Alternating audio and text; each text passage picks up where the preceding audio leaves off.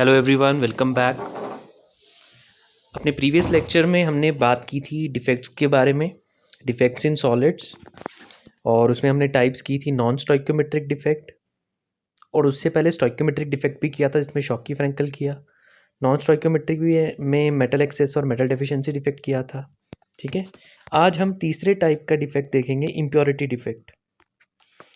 सो impurity defects में हम बात करेंगे इम्प्योरिटी डिफेक्ट इन आयनिक सॉलिड। पहले तो हम देखेंगे उसकी डेफिनेशन क्या है, फिर उसमें हम बात करेंगे इम्प्योरिटी डिफेक्ट इन आयनिक सॉलिड, और फिर बात करेंगे इम्प्योरिटी डिफेक्ट इन कोवेलेंट सॉलिड्स। और उसी टॉपिक के अंडर इम्प्योरिटी डिफेक्ट इन कोवेलेंट सॉलिड्स के अंदर हम लोग एन टाइप और पी टाइप सेमीकंडक्टर्स के बारे में बात करेंगे। ओके, आगे बढ़ने से पहले एक सिंपल सा थॉट आ रहा था माइंड में, तो कह देता हूँ फिर हम आगे चलते हैं। मुझे ऐसा लगता है कि हमें हमेशा खुश रहना चाहिए, क्योंकि हमारा ट्रू नेचर जो है ना, वो हैप्पीनेस ही है।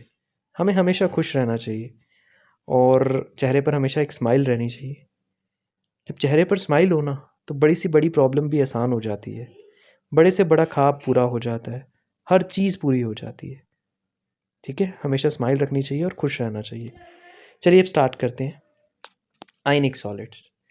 आयनिक सॉलिड्स में क्या होता है, देखिए हमें पता है, हमने चैप्टर में अच्छे से डिस्कस कर लिया है कि कोई भी जो क्रिस्टल होता है, कोई भी क्रिस्टल है, उसमें जो लैटिस साइड्स होती है जहाँ पे पार्टिकल्स प्रेजेंट होते हैं, ठीक है, उस लैटिस साइड की बात कर रहे हैं।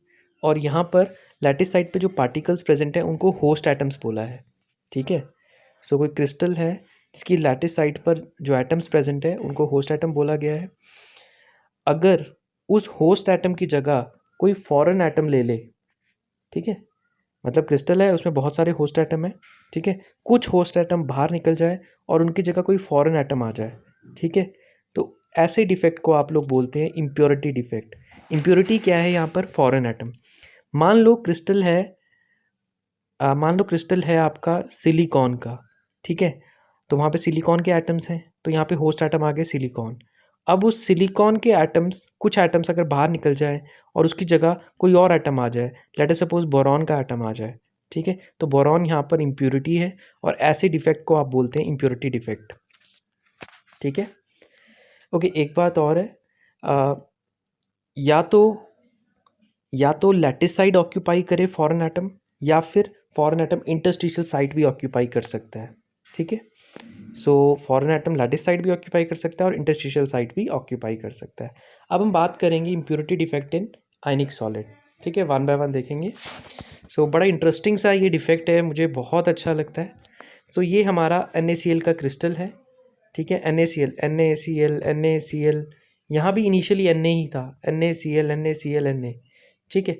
अब हुआ क्या, आपने क्या किया, आपने स्ट्रोंशियम क्लोराइड लिया, ठीक है, उसको मेल्ट कर लिया, ठीक है, और सोडियम क्लोराइड को भी मेल्ट कर लिया, ठीक है, तो मोल्टन सोडियम क्लोराइड में आपने मोल्टन स्ट्रोंशियम क्लोराइड डाल दिया, और उसके बाद जो जो मोल्टन सोडियम क्लोराइड है उसमें मोल्टन स्ट्रोंशियम क्लोराइड डाल दिया, और उसके बाद सॉल्यूशन को कूल कर लिया, ठीक है, तो आपका NaCl का क्रिस्टल तैयार हो जाएगा।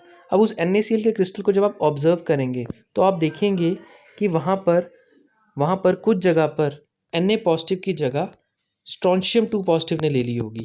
ठीक है, जैसे यहाँ पर देख सकते हैं, बिगिनिंग में सारे NaCl थे, आपने जब मेल्ट किया, ठीक है, मेल्ट करने के बाद स्ट्रोंशियम क्लोराइड को मेल्ट किया, NaCl के सॉल्यूशन को मोल्टन, सॉल्यूशन बोल रहा हूँ, NaCl मोल्टन को और स्ट्रोंशियम क्लोराइड मोल्टन को मिक्स कर दिया, और उसके बाद कूल डाउन कर लिया, वापस क्रिस्टल्स बन गए। उन क्रिस्टल्स में आप देखेंगे NaCl तो दिखेगा, लेकिन कुछ Na पर आपको स्ट्रोंशियम आयंस दिखेंगे। ठीक है, और देखो स्ट्रोंशियम आयन का चार्ज +2 है, Na का चार्ज +1 है, तो एक स्ट्रोंशियम आयन जब आएगा तो उसकी जगह 2 Na बाहर निकलेंगे, तभी चार्ज न्यूट्रलाइज होगा।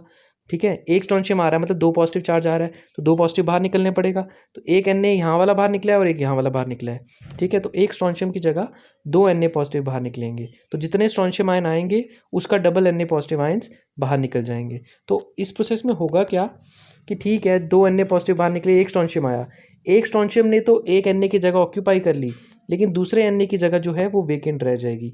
मतलब यहाँ पर क्या आ जाएंगे, होल्स आ जाएंगे। और हमने पहले भी डिस्कस किया, जहाँ भी होल्स होते हैं वहाँ पे इलेक्ट्रिकल कंडक्टिविटी होती है, ठीक है ना। मतलब इस क्रिस्टल से अब करंट पास हो सकता है, ठीक है। तो ये था आपका इम्प्योरिटी डिफेक्ट इन आयनिक सॉलिड। उसके अलावा डोपिंग की डेफिनेशन दी है। डोपिंग क्या है, अगर आप किसी पर्टिकुलर क्रिस्टलाइन सॉलिड में, ठीक है, कोई और इम्प्योरिटी डाल दें, ठीक, तो इस प्रोसेस को बोलते हैं doping. The introduction of defect in a particular crystalline solid by addition of impurity of other element is known as doping. मतलब कोई उसमें आपने डिफेक्ट इंट्रोड्यूस किया, कैसे, कोई और इम्प्योरिटी ऐड करके, तो इस प्रोसेस को डोपिंग बोलते हैं और इस डिफेक्ट को इम्प्योरिटी डिफेक्ट बोलते हैं। जिस तरह स्ट्रोंशियम क्लोराइड और NaCl से इम्प्योरिटी डिफेक्ट जनरेट हुआ, उसी तरह अगर AgCl को मोल्टन फॉर्म में ले और उसमें कैडमियम क्लोराइड मेल्टेड फॉर्म में डाल दें, ठीक है, तो यहाँ पर भी ऐसा ही डिफेक्ट आ जाएगा, ठीक है। तो ये बहुत इंटरेस्टिंग है, बहुत ईजी है। तो नेक्स्ट देखते हैं अब हम। नेक्स्ट है हमारे पास impurity defect in covalent solid. यहाँ पे हम लोग एग्जांपल लेंगे सिलिकॉन और जर्मेनियम का, ठीक है। इनको डोप करना है किसके साथ, ग्रुप 15 एलिमेंट्स के साथ, ठीक है। आप ग्रुप 13 के साथ भी कर सकते हैं, लेकिन हम अभी किसके साथ कर रहे हैं, ग्रुप 15 एलिमेंट्स के साथ, ठीक है। ग्रुप 15 में हम कौन से एलिमेंट ले रहे हैं, फॉस्फोरस, आर्सेनिक और एंटीमनी, ठीक है। अब क्या होगा, जैसे ही आप सिलिकॉन या जर्मेनियम को इन एलिमेंट्स के साथ ग्रुप 15 के साथ डोप करते हैं तो इलेक्ट्रिकल कंडक्टिविटी इंक्रीज़ हो जाती है। इलेक्ट्रिकल कंडक्टिविटी इंक्रीज़ होने का कारण है कि यहाँ पर भी क्या आ जाता है, यहाँ पर डिफेक्ट आ जाता है, ठीक है, इम्प्योरिटी डिफेक्ट आ जाता है। चलो पहले हम प्योर सिलिकॉन देख लेते हैं। ये है pure silicon crystal, perfect crystal, ठीक है। इसमें क्या होता है, सिलिकॉन का एटॉमिक नंबर 14 है। अगर इलेक्ट्रॉनिक कॉन्फ़िगरेशन देखें 284, मतलब आउटर मोस्ट शेल में 4 इलेक्ट्रॉन्स हैं और उन 4 इलेक्ट्रॉन्स की हेल्प से वो नेबरिंग 4 सिलिकॉन के साथ 4 कोवेलेंट बॉन्ड बना रहा है। मतलब ये अगर आप ये वाला सिलिकॉन देखो तो इसने अपने 4 वैलेंस इलेक्ट्रॉन को यूज़ करके एक बॉन्ड इधर बनाया, एक इधर बनाया, एक इधर बनाया, एक इधर बनाया, तो 4 बॉन्ड बनाए और यहाँ कोवेलेंट बॉन्ड है, मतलब इलेक्ट्रॉन शेयरिंग है, ठीक है। जिन दो सिलिकॉन के बीच में बॉन्ड बन रहा है वो दोनों एटम एक एक इलेक्ट्रॉन कंट्रीब्यूट कर रहे हैं, तभी बॉन्ड बन रहा है। जो पिछला आपने सोडियम क्लोराइड का एग्जांपल देखा था, वहाँ आयंस दिख रहे थे, Na पॉजिटिव Cl नेगेटिव, वहाँ पे आयनिक बॉन्ड था, लेकिन यहाँ पर कोवलेंट बॉन्ड है, ठीक है। अब होगा क्या, जब आप इस सिलिकॉन को डोप करेंगे ग्रुप 15 एलिमेंट के साथ, डोप करने का क्या तरीका है, सिलिकॉन को मेल्ट करो, ठीक है, कोई ग्रुप 15 एलिमेंट लो, उसको भी मोल्टन फॉर्म में लो और दोनों को मिक्स कर दो, ठीक है, जैसे पहले किया था आपने।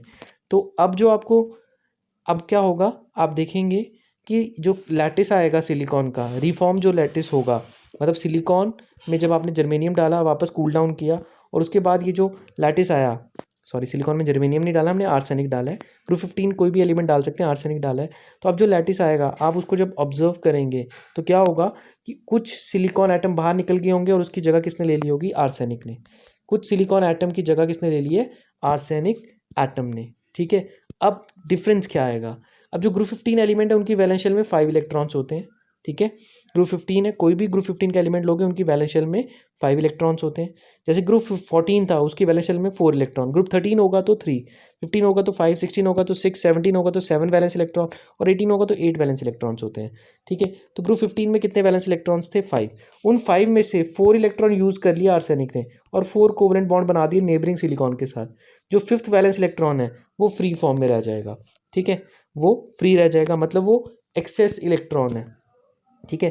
अब ये जो एक्सेस इलेक्ट्रॉन है ये रिस्पॉन्सिबल है इलेक्ट्रिकल कंडक्शन के लिए, ठीक है, क्योंकि जो फ्री इलेक्ट्रॉन है वो रिस्पॉन्सिबल होता है करंट के लिए। जिस तरह होल्स रिस्पॉन्सिबल है करंट के लिए, फ्री इलेक्ट्रॉन्स भी रिस्पॉन्सिबल है, ठीक है। अब ये जो सेमीकंडक्टर बनता है उसको क्या बोलते हैं, N type semiconductor. N type semiconductor, N का मतलब है नेगेटिव। नेगेटिव क्यों बोला, क्योंकि यहाँ पे एक्स्ट्रा इलेक्ट्रॉन है, इलेक्ट्रॉन का चार्ज नेगेटिव होता है, इसलिए इलेक्ट्रॉन जनरली नेगेटिवली चार्ज होता है, इसलिए इसको क्या बोला, एन टाइप सेमीकंडक्टर, ठीक है।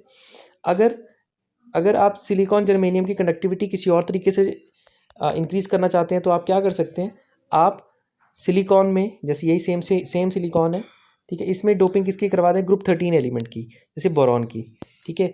बोरॉन ग्रुप 13 है तो मैंने पहले ही बोला ग्रुप 13 में 3 वैलेंस इलेक्ट्रॉन होंगे, तो बोरॉन तो सिर्फ 3 ही बॉन्ड बना सकता है, ठीक है, 3 बॉन्ड बनाएगा। अब क्या होगा, यहाँ पर ये देखो, यहाँ पर अगर आप नोटिस करो, इस बोरॉन और सिलिकॉन को अगर आप देखो तो सिलिकॉन के पास इलेक्ट्रॉन है बॉन्ड बनाने के लिए, लेकिन बोरॉन के पास नहीं है, तो वहाँ पर होल आ जाएगा और जहाँ पे होल होता है वहाँ पे भी इलेक्ट्रिकल कंडक्टिविटी हो सकती है। और होल जो होता है वो पॉजिटिव चार्ज को रिप्रेजेंट करता है, तो इसलिए इस सेमीकंडक्टर को बोलते हैं पी टाइप सेमीकंडक्टर, ठीक है। जो परफेक्ट सिलिकॉन है वो भी सेमीकंडक्टर है, उसको इंट्रिंसिक सेमीकंडक्टर बोलते हैं।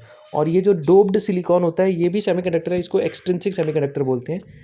इंट्रिंसिक का मतलब इसकी कनेक्टिविटी का कारण जो है इंटरनल एटम्स यानी सिलिकॉन ही है। एक्सट्रिंसिक का मतलब कि यहाँ पर जो कनेक्टिविटी का रीज़न है वो एक्सटर्नल एटम्स हैं, जैसे आर्सेनिक और बोरॉन, ग्रुप 13 और ग्रुप 15 एलिमेंट्स। तो ये था आपका इम्प्योरिटी डिफेक्ट इन कोवेलेंट सॉलिड। और यहाँ से हमने सेमीकंडक्टर्स के बारे में भी थोड़ा डिस्कशन किया। अच्छा, एक बात और बोल दूँ, सेमीकंडक्टर का मतलब क्या है? सेमीकंडक्टर्स वो सब्सटेंसेस होते हैं जिनकी कनेक्टिविटी कंडक्टर्स और इंसुलेटर के बीच की होती है, मतलब इंटरमीडिएट कनेक्टिविटी होती है यहाँ पर। ठीक है, कंडक्टर से कम कनेक्टिविटी और इंसुलेटर से ज़्यादा। ठीक है, आई होप आपको समझ आया है। सो इसको जो भी आप पढ़ते हैं उसको अच्छे से रिवाइज़ कर लीजिए, कर लिया करिए। ठीक है, जितनी बार रिवाइज़ करेंगे उतना कंसेप्ट क्लियर होगा। और आप इसकी स्क्रीनशॉट ले सकते हैं, आपके एक टाइप के नोट्स भी साइड बाय साइड प्रिपेयर होते रहेंगे। ठीक है, so thank you so much for watching and don't forget to subscribe the channel. ठीक है, see you again and keep smiling.